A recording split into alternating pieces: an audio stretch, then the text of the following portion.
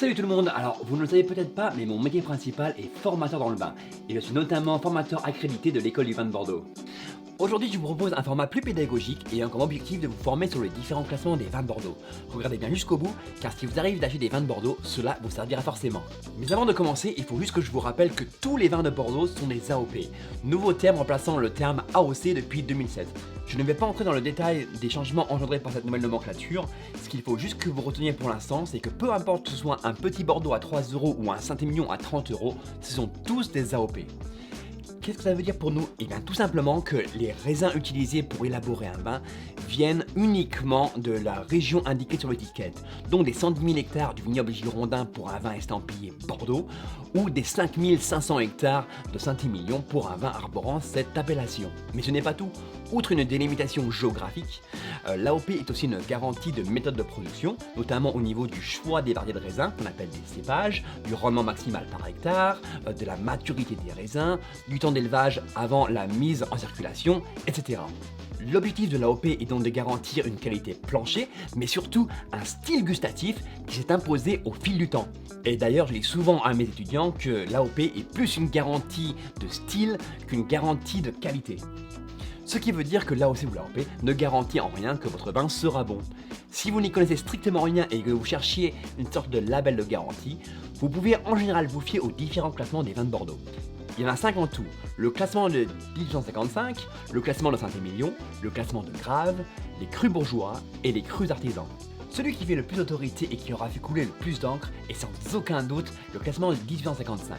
Il a été réalisé à l'occasion de l'exposition universelle de Paris et a classé 61 propriétés du Médoc en 5 catégories, des premiers grands crus classés au 5e grand cru classé, comme par exemple ce château Léoville-Pointferré et ce château Pontet-Canet, alors classé 2e grand cru classé et 5e grand cru classé. Les grands liquoreux de Sauternes et de Barsac ont eux aussi été divisés en 3 catégories: les 2e grands crus classés, les premiers grands crus classés et un premier grand cru classé supérieur, le Grand Château Yquem.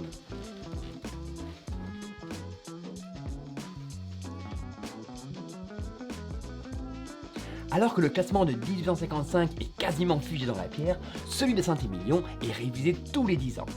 Il divise les vins de la région en 3 catégories.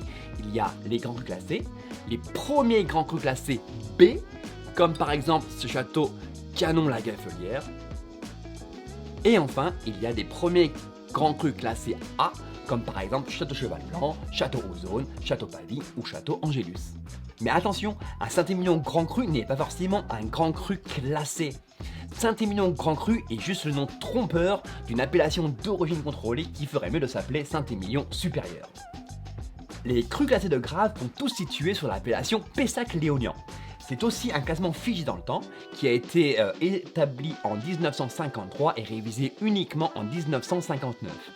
Il n'y a pas de hiérarchisation au sein de ce classement. Par contre, il a la particularité de classer les vins blancs et les vins rouges, comme par exemple le domaine de Chevalier est un grand cru classé de Graves en blanc et en rouge. Comme je vous l'expliquais, le classement de 1855 est figé dans le temps depuis près de 170 ans. Et comme vous pouvez l'imaginer, certaines propriétés qui n'étaient pas classées au 19e siècle ont bien progressé depuis. Cela a favorisé l'émergence d'un autre classement médocain, les crus bourgeois.